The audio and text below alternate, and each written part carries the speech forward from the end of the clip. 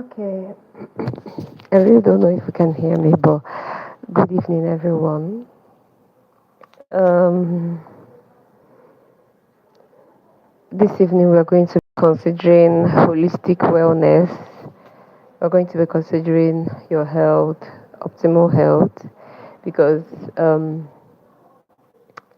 you know we are in a part of the world where most times when you hear health, you're thinking of sickness. You're thinking of someone being cured, or you're thinking of someone using medicine to get healed, you know, using medicine or any substitute of medicine to get cured in, in either the mind or the body. But today we are going to be looking at what health is for optimum health. That normal state of functioning, how to maintain that normal state of functioning for your mind, for your body, and for your spirit. Yeah, sisters, we ought to maintain an optimal functioning in your health, for your mind, for your body, and for your spirit. So this evening we are going to be looking at holistic wellness, and we are looking at it considering that we are women between the ages of, I don't know, I may be wrong, but between the ages of 20 to 26. Yes, women between the ages of 20 to 26. And we'll be looking at a whole lot of areas we don't really have a lot of time, but we are going to make do with the time that we have. Now, our health is very, very paramount. In fact, they should go together, mind, body, and spirit. Yes, mind, body, and spirit. You know, we should understand that we should do everything humanly possible to maintain the health that God has given us. Scattered out through scriptures, you see God going out of the way to tell the children of Israel what to eat, how to eat it, how to prepare it, what not to eat. Yeah, God was actually God was actually very, very interested in our health. And then he actually, those priests that were appointed, most of them, in fact, whenever I'm reading through the book of Leviticus, Exodus, Numbers, I usually see those priests as doctors of that time. Yes, because God will usually tell them, okay, these are the herbs that they are going to eat. Ensure that the children of Israel will eat this. Ensure that the children of Israel does not eat this. He will specifically tell them, imagine the Passover. Imagine the Passover. The Passover, God had told them to each family that can provide a lamb, slaughter it, you know, prepare it, and then He told them to eat it with bitter herbs. What do you think God was doing? You think God hates them? You know, most of us, and when we are talking about optimum health, it's very, very important that we look across medicine, that we look across tablets, that we look, across and beyond tablets, medicine, and all that, and look into things like those natural things that God has given us. Let me just give an instance with what I was saying before. God told them, eat the lamb, eat it with bitter herbs. Honestly, I believe that, I don't know for the Yorubas or the Hausas, but for the Igbos, when something like they roast meat or they roast anything, that is edible, most times they eat it there's this leaf that is called otazi, and it's very nutritional. So you see that in as much as God told them to eat bitter herbs, it's that otas is a bit bitter. But you even like by the time you get used to it, that bitterness wouldn't even account to anything. In fact, when they put it in your pepper soup, you will enjoy it because it adds to the whole nutritional value of whatever you are eating.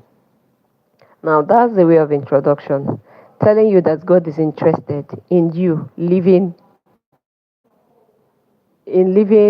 healthy mind, body, and spirit, right? Because most times when you look at some of our evangelists, healing evangelists of old, most of them, what killed them were sicknesses and diseases. Why? Because I don't think there was someone that was telling them, okay, you need to rest at this point, you need to eat this. Most of them were always fasting, always on the run, always on the go, even when they are. Some of them died of heart failure, and when you overwork your heart, it can fail. Elisha died of a sickness. Elisha that healed a lot of people and had the double portion of Elijah's anointing, died of a sickness. Now we are going to shoot. So what are the nutritional needs that you need to understand? As I said before, you need to take note of some of the local things that we've overlooked. Things like something like some of all these leaves that we overlook. For the Igbos, you see things like ugu. I think it's still the same thing for the Yorubas. It's just that they have different names. Pumpkin leaves, green, spinach, those things. Fruits and vegetables, you shouldn't underlook them. Things that you can get locally that will not be too affordable. Beans, some of those women that sell beans. So at this point, kudos to some of us that will go out of our way to buy beans and then use bread to eat it. Yeah. I know that sometimes the constraints of finance, especially for NYSC, for people in NYSC, it can be a factor, but yeah, it's something that we can overcome by eating what has been readily made available to us. And then you can eat whole grains. Whole grains, you buy granules, you eat millet, sorghum. That's if you have the money. And sometimes some of all the drinks that we do from there are also very, very nutritious. And then the Zobo drink, the Zobo drink is also very, very, very, very nutritious. And there are actually a lot of nutritious meals. I'm not going to be telling us about just food to eat because we're looking at the whole mind, body, and spirit. And then you look at sugar control, especially for young ladies of reproductive age. You look at sugar control, minimize by all means the way you take minerals, the way you take snacks, the way you take, honestly, I see some of us at night, you still be eating, sorry, at night you will still be taking minerals, biscuits, and all the rest of them, sweets and all that. It's actually not good. One, it's not good for your health, it's not good for your teeth, it's actually not good for your digestive system because when you are resting, your body should be resting. So we should learn the habit of eating early and going to bed early. Even if you don't go to bed early, if you have a specific time you go to bed by that time so that you can wake up early and begin your day early because when you plan your day, you feel more fulfilled. Now, some of all these things, when you're mindful of, the daily food habits that you keep, be mindful of it. Yeah. And then, when you're looking at the reproductive health of a young lady, you see that there are actually a lot of things. But there are some things I need to make to understand. Understand from your cycle is supposed to be 28 days, but a lot of us do not have 28-day cycle. So please study your cycle, know how your body works, so that when there's a malfunctioning, you'll be able to say, I'm beginning to feel like this. Then you can go for checkups in the hospital. There are some of us that do not really know how many days their cycles work. I will advise you. There are many apps that can help you do that. You can download any of them and track. If you cannot use the Google Calendar or the calendar in your phone, download a an app that helps you track your menstrual cycles. You just be putting whatever happens for them, and then they will be helping you to track it. Yes. So, and if you begin to track it and you notice irregularities, please do let a doctor know. You can visit the hospital so that you can track some of all those things on time and know how to treat it, because a lot of us are of marriageable age. So if you're of marriageable age and you don't know how your cycle works, it's actually something to be kind of mindful or kind of even afraid of, because you need to know how your body works so that you know what to do, when to do it, especially when you get married. And then, even aside that, for your optimal health too, so that you know when you are deviating from the optimal of what your body eats on a regular, and to know when to give attention to your body. So, you can also go for HPV screenings. You can check for go for cervical screenings, vaginal screenings. Some of these things are very important. You can also go for regular examinations. Some of us, I really wish this is extended so that there are some things that we should know on a normal. Even how to check your breast examinations, some of all those things. I believe maybe when I'm physical, I'll be able to teach that one, because you should be checking your breast. You should know your breast. You should know how it feels at different points in your cycle. And when you notice an abnormality, it can be tackled on time. Some of these people that die out of breast cancer, it's not because they are careless. It's because probably they didn't know how it works, and they didn't notice a lump when it was just beginning, because most breast cancers start as a lump and then begin to spread from there. But if that lump can be removed on time when it has not yet attached, you know, it can be removed and you live your life regularly, normally. And then you should be future ready. You should gain knowledge as much as possible. Read books, read documentaries, WHO documentaries, UNICEF documentaries, documentaries about young women, black women. You read them, because most times the things they teach us in school, biology, all those things, most times they used white people, white women to study those things. You cannot generalize it, you cannot attribute it to yourself in total, like you cannot attribute it to yourself, who thinker, because we have differences. Now, when you talk of emotional and mental health, you should actually study how your mind works. Yes, because there are times of stress. There are people that on the normal they are very calm, but once stress begins to happen, you see that they will begin to feel very uneasy. They become more difficult to stay with, that kind of thing, and they become more aggravated, like easily aggravated. Things that normally will not cause them to flare up, they begin to flare up unnecessarily. Now, you should study yourself and understand your stress triggers. Be aware of the things that trigger you. Be aware of the things that trigger your emotions.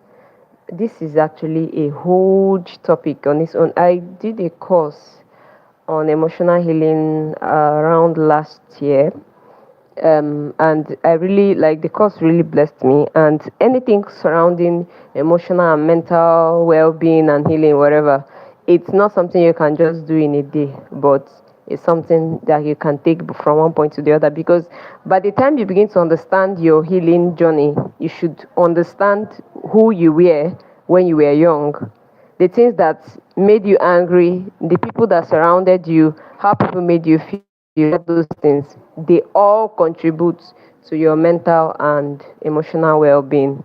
And these are things that you should actually look out for, and also look out for triggers in people, triggers in the environment and all, and take care of it. As I said, vital screenings are very important. Screenings for your eye, your ears, your mouth, that's your teeth, your tongue, everything. screenings for your cervix, your vagina, all those things is when you are young that you do some of those screenings. And then there are some things that you know, you should be very, very mindful of. I've said it a whole lot. I've said it again and again. You have to give yourself good time to sleep. Right? 7 to 9 hours is recommended. But if you feel that you sleep for 4 and 5 hours and you're fine, and that's your body functions properly, that's also a good one. Just know how your body works and keep up with it. Rest well, take walks. Take walks, because when you take walks, not only that your physical body is strengthened, your mind also gets to think. Because by the time you begin to take walks, you're alone, you're thinking, you're even communicating with God sometimes, and by the time you know it, you are blessed by that experience. So what I was even saying about emotional healing, taking walks, exercising, especially when alone, can actually help in your healing journey if you are emotionally wounded. And then there are also some things, in this part of the world, we have a lot of things, especially around skin burn, acne, pimples, all those things. You should use, moisturizers and those things that help to prevent your face from the UV rays induced damages. So you should use those things that help to protect your face, your body from skin burn. Again, I also bring this in. You also have financial awareness for future health. You also plan your health into your finances.